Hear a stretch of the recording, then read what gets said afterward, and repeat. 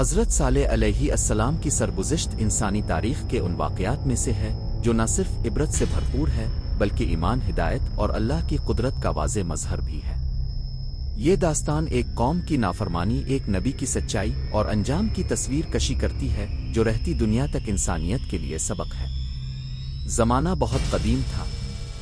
حضرت نوح علیہ السلام کی قوم کے بعد جب انسان دوبارہ زمین پر آباد ہونے لگے تو ان کی نسلوں میں کئی اقوام وجود میں آئے۔ انہی میں ایک قوم سمود کہلائی۔ یہ قوم نہایت طاقتور، خوشحال اور فنی مہارتوں میں ماہر تھی۔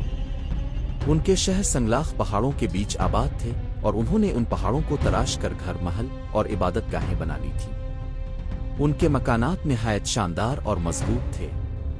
ان کا تمدن اعلیٰ تھا، لباس قیمتی، خوراک وافر اور زندگی خوشحالی سے لبریز تھی۔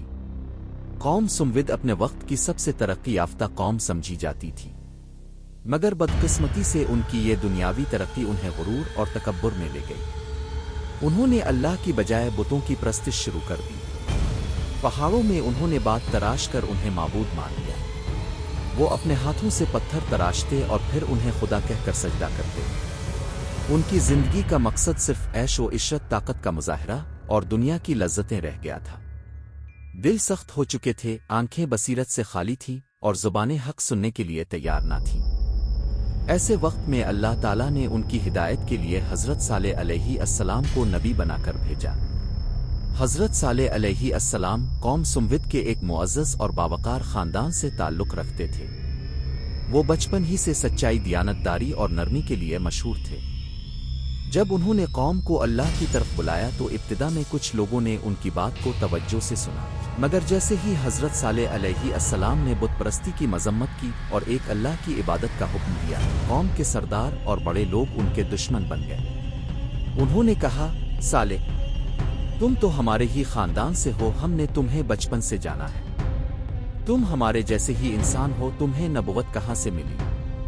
اگر تم سچے ہو تو کوئی نشانی لاؤ۔ حضرت صالح علیہ السلام نے نرمی سے بار بار اپنی قوم کو سمجھایا کہ یہ دنیا عارضی ہے، تمہاری یہ طاقت، یہ دولت، یہ پہاڑوں کے محلات سب فنا ہو جائیں گے۔ ایک دن اللہ کے سامنے پیش ہونا ہے، اس سے پہلے توبہ کر لو، سچے دل سے اللہ کی طرف لوٹ آؤ۔ مگر قوم نے مذاق اڑا۔ انہوں نے حضرت صالح علیہ السلام کو جھوٹا، جادوگر اور دیوانہ تک کہا۔ کچھ لوگوں نے کہا کہ یہ شخص تو ہمارے خواب برباد کر رہا ہے، یہ ہمیں ہمارے معبودوں سے دور کر رہا ہے۔ جب تبلیغ کا کوئی اثر نہ ہوا، حضرت صالح علیہ السلام نے اللہ سے دعا کی کہ کوئی ایسی نشانی عطا ہو جو ان کے دلوں کو ہلا دے۔ قوم کے چند لوگوں نے حضرت صالح علیہ السلام کو آزمانے کا فیصلہ کیا۔ انہوں نے کہا کہ اگر تم سچے نبی ہو تو ہمارے سامنے اس پہاڑ سے ایک زندہ اونٹنی نکال کر دکھاؤ جو نہ صرف زندہ ہو بلکہ حاملہ بھی ہو اور جس کا بچہ ہو اور وہ سب کے سامنے دودھ دے۔ حضرت صالح علیہ السلام نے اللہ سے دعا کی اور اللہ نے ان کی دعا قبول فرمائی۔ اچانک اس مخصوص چٹان سے ایک شاندار، عظیم الجثہ اونٹنی برآمد ہوئی۔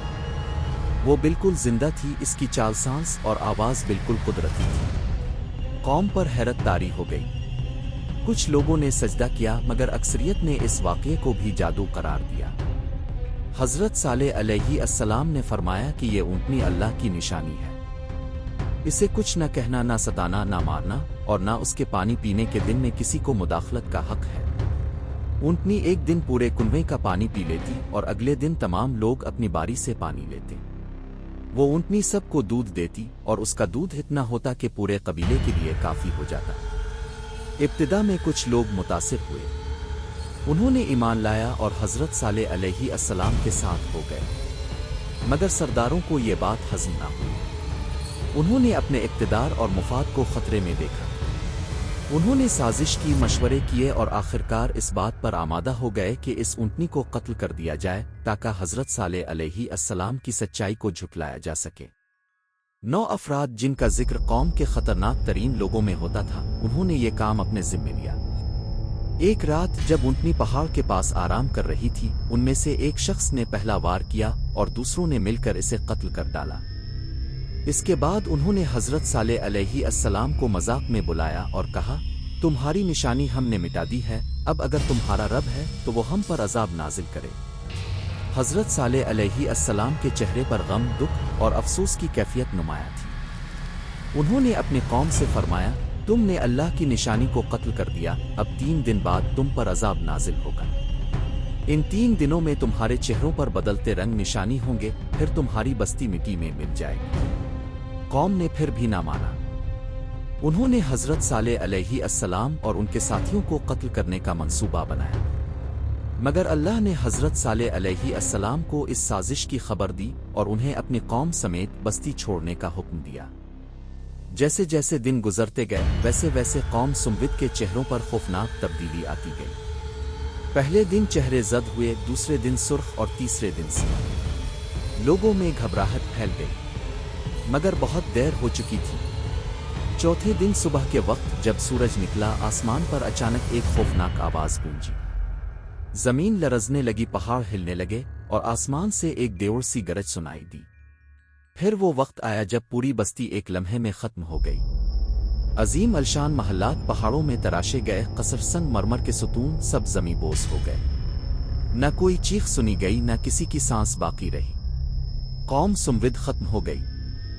جب حضرت صالح علیہ السلام نے واپس آ کر اپنی بستی کو دیکھا تو آنکھوں میں آنسو آ گئے۔